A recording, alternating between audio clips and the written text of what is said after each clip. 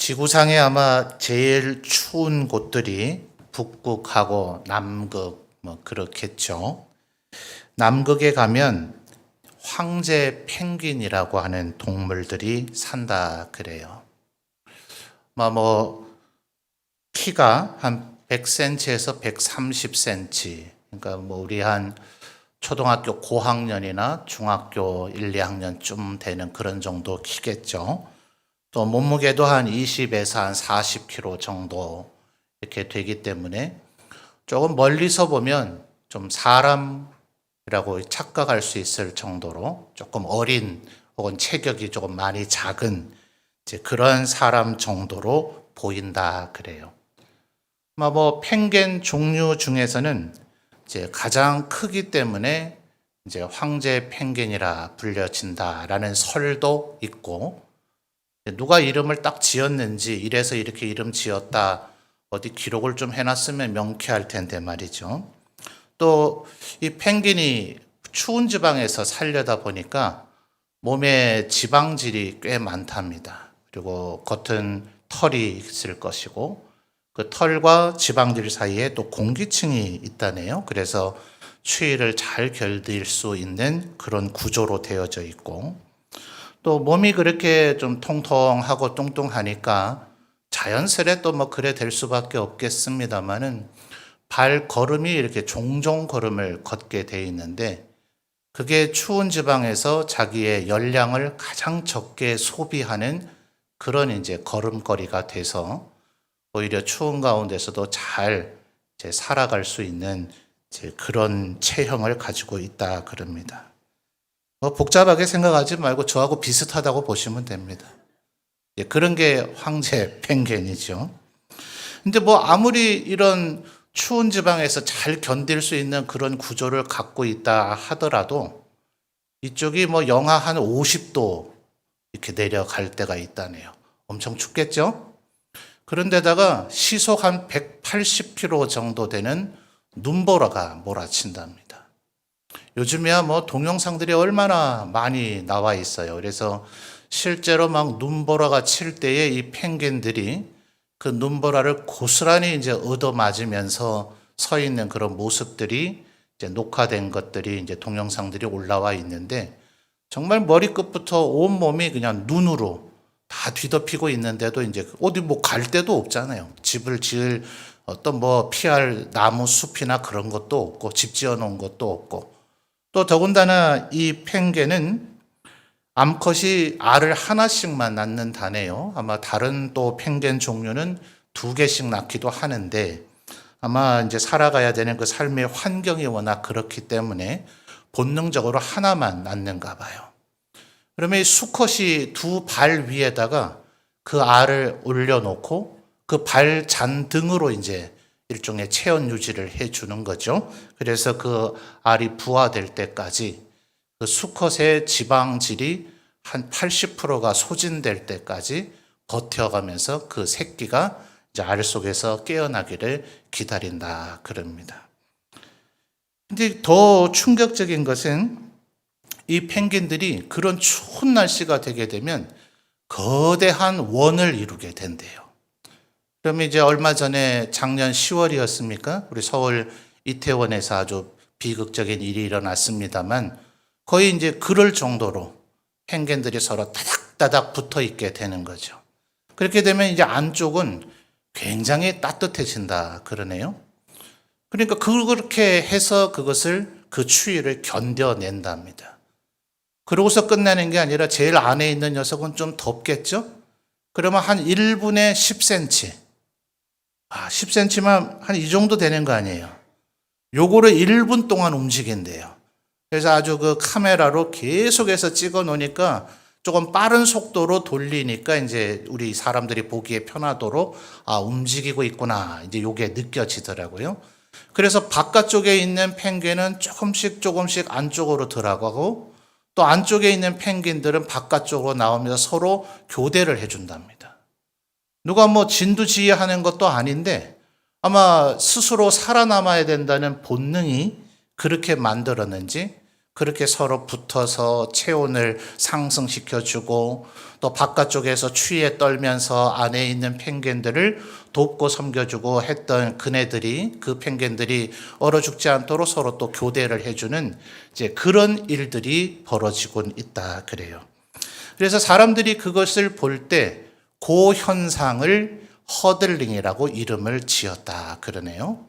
그래서 이 허들이라고 하는 게 장애물이라는 뜻이라네요. 그래서 왜 우리 달리기 할 때 이렇게 그거 이름도 허들이죠. 원래 의미는 이제 보통 명사로 장애물이라는 의미인데 그걸 자꾸 허들 이렇게 부르니까 일종의 고유 명사처럼 그걸 허들이라 해서 경기 종목 이름도 허들이죠.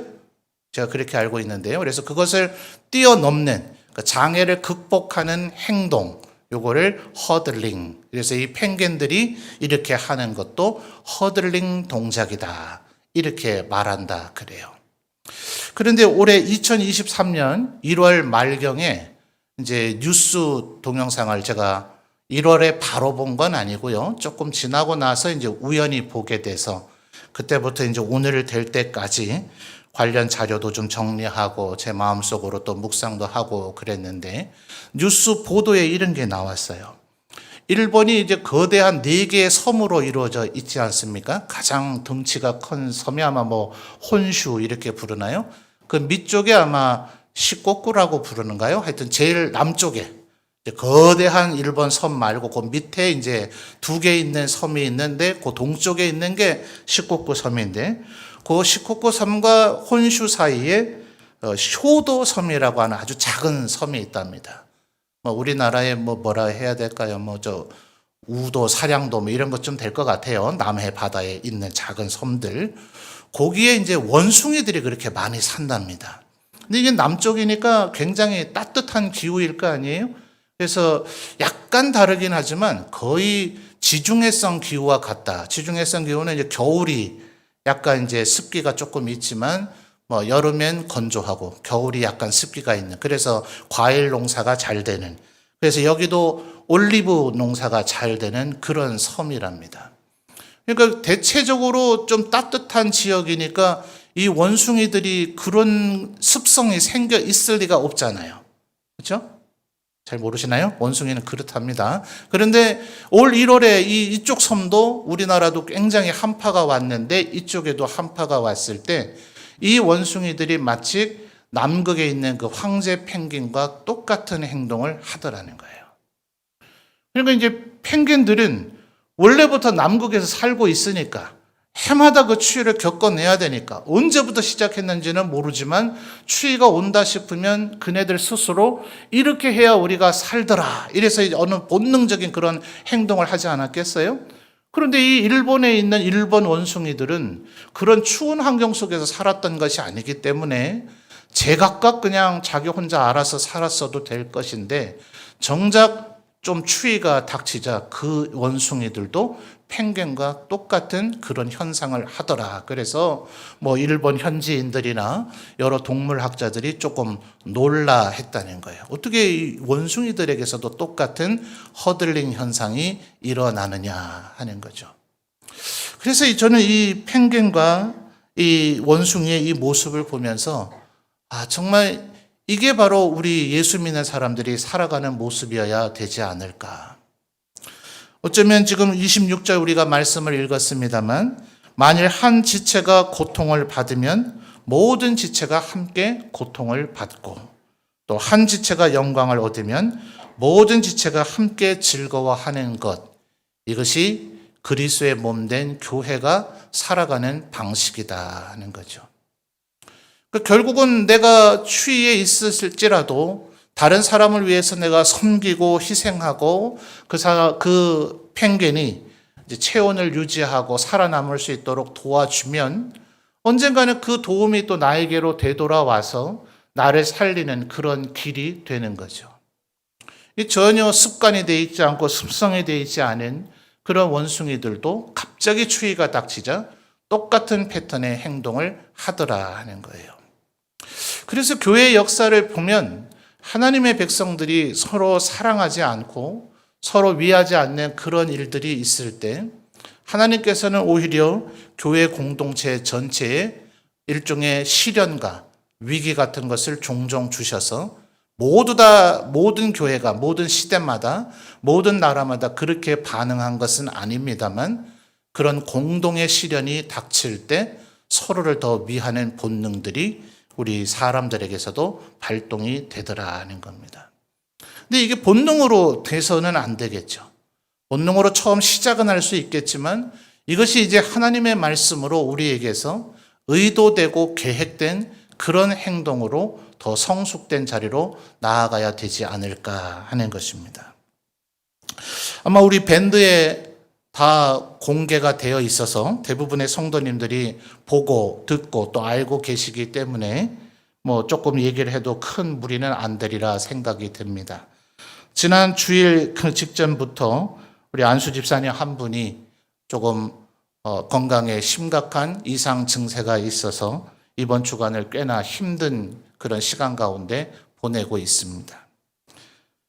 그 일이 이제 성도들에게 입에서 입으로 전파되어지기 시작한 날부터 이번 주간에 새벽에 특별히 평상시에 좀 잘 보이지 못하던 젊은 집사님들이 나오셔서 꽤 늦은 시간까지 소리내서 흐느껴 울면서 기도하는 모습을 제가 보고 듣게 되면서 저는 마음속에 평안함이 좀 찾아들더라고요. 예수님께서 많은 병자들을 치료하고 고치실 때 이것은 죽을 병이 아니다 이렇게 얘기하신 일이 있었었는데 그 새벽에 기도하시는 평상시에 언제나 한결같이 늘 나오시는 분들이 늘 제자리에 지켜 기도하시는 것도 참 귀하지만 그렇지 않았던 분들이 새벽에 나와서 서로를 위해서 기도하는 모습 또 울며 흐느끼며 그렇게 기도하는 간절히 기도하는 모습을 보면서 하나님께서 어쩌면 이번 주간에 우리 성도들에게 하나의 큰 체험을 주고 있는 것이 아닌가 하는 그런 생각을 해보게 됩니다. 의료진들의 입에서 예수님을 아직 모르고 신앙이 없는 이들의 입에서 우리야 그것이 하나님의 은혜이며 도우심이라는 걸 알지만 그들은 그걸 모르니 그저 천운이다 하는 그런 표현이 나오도록 하나님께서 은혜를 베풀어 주셨으니 참 감사한 일 아닙니까? 의료진들이 볼 때 이것은 불가능하다, 힘들다, 어렵다 했을 때 그때 눈물 흘려 기도한 우리 성도들이 있기에 하나님께서 은혜를 베풀어 주신 것이라고 저는 믿고 있습니다.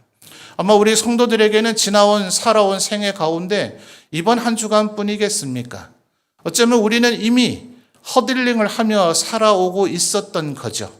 그리고 이 자리에 있는 수많은 성도님들도 또 저조차도 지난 우리 점천제일교회 와서 제가 심호하는 14년 어간 동안 저는 언제고 이런 말씀을 꼭 드리고 싶었어요.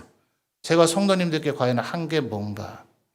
목사로서 말씀을 가르치고 설교하는 게 제 사명이고 제 사역이라 하지만 제가 여러분들에게 하나님의 말씀을 강론한 것보다 저는 훨씬 더 많은 기도의 빛과 사랑과 도움의 빛을 우리 성도들에게 오히려 받고 살아오고 있다고 저는 생각하고 있습니다.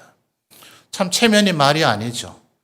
성도들을 섬기라고 보내셨는데 오히려 성도들에게 사랑과 섬김을 받고 있으니 말입니다. 어쩌면 이게 교회 공동체의 모습이 아닌가 생각합니다. 그러나 이것이 저는 더 보편적으로 그 편견들을 가만히 보니 원숭이들을 가만히 보니 몇몇 편견과 몇몇 원숭이만 그 혜택을 누리고 있는 것이 아니더라는 거예요. 아까도 말씀드렸던 어떤 우두머리 편견이 있는 것도 아니고 우두머리 원숭이가 있는 것이 아니에요. 누가 이리로 가라 저리로 가라 너 이제 오래 있었으니 바깥으로 나오라 이렇게 진두지휘하는 것이 아니라 다시 한번 상상을 해보세요. 1분에 10cm를 움직이고 있어요. 이게 움직이는 겁니까? 뭔가 그냥 그 펭귄들이 조금씩 움찔거리긴 해요. 뭔가 멈춰 있는 건 아니다 싶기는 한데 그거를 찾아내고 그걸 또 시간을 체크해서 그렇게 통계를 낸 과학자들이 저는 참 대단하다. 그 사람들은 얼어 죽지 않았나 제가 그런 생각도 해봤는데요. 거의 움직임이 없는 거죠. 그러나 정말 미세한 움직임 속에서 모든 펭귄들이 골고루 그 엄동설한 그 맹추위를 견뎌낼 수 있도록 모두를 서로 품어가고 있더라 하는 거죠. 어쩌면 참 우리 목회자들이 성도들에게 과분한 집중과 과분한 사랑을 받는 것 같습니다. 또 어쩌면 우리들 가운데 조금 두드러진 어떤 교회 사역을 감당하거나 우리들 가운데 좀 잘 포착되는 분들이 좀 비교적 더 사랑을 받는 그런 일도 벌어지는 것 같아요. 그러나 하나님께서 우리에게 원하시는 것은 뭘까요? 우리들 가운데 몇몇 사람이 스타가 되어지고 몇몇 사람들이 성도들에게 많은 사랑과 주목을 받는 걸 하나님께서는 원하시지 않을 거예요. 우리를 하나님께서 그리스도의 몸이라고 얘기하셨는데 우리 몸 가운데 몇몇 부분만 거기가 건강하면 어떻게 되겠습니까? 온 몸이 건강해야 되죠. 지금도 계속해서 우리 성도님들 다 알고 계시지는 못하겠습니다만 또 중한 질병이 자신의 몸에서 이제 확인이 되어지고 가족들에서 확인이 되어지면 그것을 스스로 수용하고 받아들이고 이제 인정하는 데 좀 시간이 필요합니다. 모두 다 성격과 성향이 다 동일하진 않기 때문에 성도님들에게 다 알려주고 나를 위해서 기도해 달라고 말씀하고 있는 것은 아니에요. 그렇기 때문에 성도님들께 다 일일이 알려드리지는 못하지만 더 많은 성도님들이 지금도 여전히 질병과 싸우고 있습니다. 어쩌면 어떤 이들은 우리의 그 기도의 관심 속에서도 조금은 덜 집중되어지고 또 어떤 면에서는 자칫 잘못하면 소외되고 있다고 느낄 정도로 우리가 잘 모르고 있는 그런 부분들도 있습니다. 우리 성도님들께서 서로를 향한 사랑의 관심을 좀 더 가지셔서 우리 점천제일교회가 정말 허들링이 잘 되는 교회가 되었으면 좋겠습니다. 우리 교회 성도들 가운데 그 누구도 외로움에 떨지 않도록, 추위에 떨지 않도록, 또 혹은 시련에 혼자 고립되지 않도록. 저는 청년 시절에 아마 오래 신앙생활 하신 분들은 다 그런 경험을 해보셨겠습니다만 아까 우리 조우식 집사님도 학예 수련회와 성경학교를 염두에 두고 기도해 주시기도 하셨는데 성경학교 수련회에서 겪었던 그 기억을 지금도 잊을 수 없어요. 기도회를 인도하시는 교육자분들이 한 사람 한 사람 중앙으로 나오게 하고서는 모든 사람들이 이 형제 혹은 이 자매의 몸에 어디에라도 손을 얹고 기도하자. 정말 어느 순간 제 차례가 되었을 때 이미 제가 먼저 눈을 감고 있으니 누가 제 머리에 손을 얹었는지 제 어깨에 손을 얹었는지 제 등에 손을 얹었는지 알지 못합니다. 워낙 더운 계절인지라 선풍기나 에어컨 틀어놨지만 그 손에 얹어진 그 뜨뜻한 그 체온의 느낌, 그것이 지금도 참 소중한 추억이고 지금도 때로 힘들고 어려울 때를 버텨나가게 하는 힘인 것 같아요. 지금도 내 손에 그런 뜨거운 손의 체온이 느껴지지는 않지만 우리 성도들 가운데 또 제가 살아왔던 세월 가운데 저를 알고 저를 사랑하고 아끼는 이들이 서로를 위해서 여전히 기도해 주고 있을 것이라는 그 믿음과 그 확신, 그것이 우리로 하여금 시련을 견뎌내고 이기게 하는 것 같아요.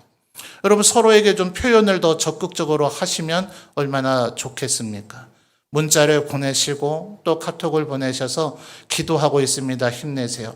너무 구구절절한 무슨 문장력을 발휘할 필요 없잖아요. 요즘은 기도하는 손 모양의 이모티콘도 있더라고요. 그거 이모티콘 하나만 보내도 당신을 위해서 내가 기도하고 있다는 것을 알게 되잖아요. 오히려 전화보다 문자나 카톡이 더 좋은 것 같아요. 두고 보면서 다시 한번 내 삶의 시간에 조금 여유가 있을 때 곱씹어 보면서 이렇게 나를 위해서 기도했던 이들이 있음을 생각할 때 우리는 힘듦과 어려움을 이겨낼 수 있는 힘과 용기를 얻게 될 것이다 하는 거죠. 제가 4월에 우리 장로님들 몇몇 분들은 잘 아시겠습니다만 노예에서 조금 마음이 속상한 일이 좀 있었습니다. 누구나 겪을 수 있는 그런 일들이죠. 많은 목사님, 장로님들이 일종의 격려와 위로의 전화를 주셨어요. 어떤 분은 감정이 저보다 풍부해서인지 전화기를 붙잡고 막 흐느껴 우시더라고요. 글쎄요. 아내가 지금까지 26년 살아오면서 나를 위해 몇 번 울었나 모르겠습니다. 제가 자주 울리긴 했지. 아내가 저들을 위해서 울었던 적이 있는가? 우리 부모님과 내 형제들이 나를 위해서 얼마나 울었던가? 내 아들들이 나를 위해서 울었던 적이 있던가? 이 사람은 내 혈육도 친척도 아닌데 뭐 그리 내가 좋다고 나를 위해 이렇게 우는가. 정말 어쩌면 앞으로도 수십 년 저를 용기를 내게 해줄 그런 눈물의 소리였던 것 같아요. 그래서 고맙지만 나를 위해서 울지 마십시오. 이제 그렇게 말씀도 드리고 했는데, 여러분, 우리들이 서로를 향한 작은 눈물이든 작은 문자든 작은 격려의 소리든 그것이 모이면 그 펭귄들 자기 스스로 무슨 열을 발산할 수 있는 그런 존재들이 아니잖아요. 자기들도 잘못하면 죽습니다. 실제로 죽는 펭귄들도 있습니다. 그런데 말하자면 자신의 목숨과도 같은 자신의 체온을 나눠주는 거죠. 그걸 나눠주니 또다시 다른 펭귄으로부터 그 생명의 기운, 그 체온이 내게 나눠지게 될 때 모두가 함께 살아나가고 모두가 함께 견뎌나가는 그런 일들을 갖게 되더라 하는 것입니다. 사랑하는 성도 여러분, 여러분들도 분명히 힘들고 어려우실 거예요. 어쩌면 우리의 삶의 현실도 남극 같지 않습니까? 때로는 영하 50도 같은 맹추위가 오기도 하고 우리도 180km 넘는 눈보라가 우리를 치지 않던가요? 어제도 오늘도 막 벼락도 치더만요. 저녁에 교회 많이 오시겠나 이렇게 비바람이 불고 벼락을 치고 해서 그런 생각이 들었었는데 우리 인생도 뭐 펭귄과 다를 바가 뭐가 있겠습니까? 그 위대하고 거창한 어떤 거인이 우리 모두를 살려내는 것 아니라 우리들의 작은 움직임과 섬김이 서로를 향한 뜨거운 사랑이 우리 모두를 살아나게 하여 주실 줄 믿습니다. 이게 하나님의 우리를 향한 바람이고 뜻이죠. 너희를 한 몸이 되게 하였으니 한 지체가 고통을 받으면 모든 지체가 함께 고통을 받고 또 한 지체가 영광을 얻으면 모든 지체가 함께 즐거워하는 것.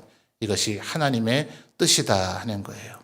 그래서 아까 우리 김윤석 장로님 중앙 8구역 우리 구역 찬양을 하면서 설명을 해 주셨습니다만 색소폰 연주, 우리 다른 우리 오강희 장로님을 비롯한 우리 비파수금의 색소폰 연주를 하시는 분들도 있으십니다만 또 여기 비파수금도 있으십니다만 저도 악기 연주를 꽤나 잘해보고 싶었던 바람이 꽤나 많았던 사람인지라 이렇게 사설이 긴 건 잘 못한다는 얘기죠.